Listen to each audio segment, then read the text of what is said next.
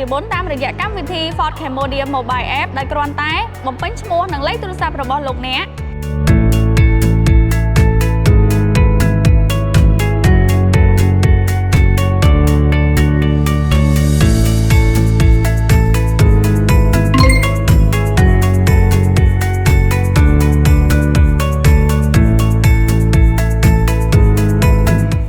មានរថយន្តរបស់លោកអ្នកយ៉ាងហោចណាស់ឲ្យបានមួយគ្រឿង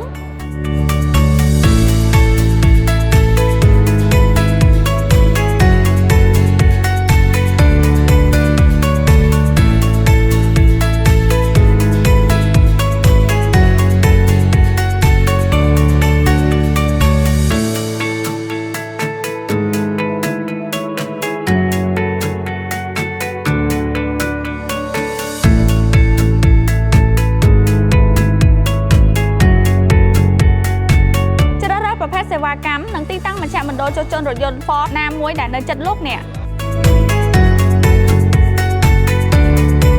បន្ទាប់ពីប្រើប្រាស់សេវាកម្មនិងបង់ប្រាក់រួចរាល់លោកអ្នកនឹងទទួលបានបន្ទុកដោយស្វ័យប្រវត្តិ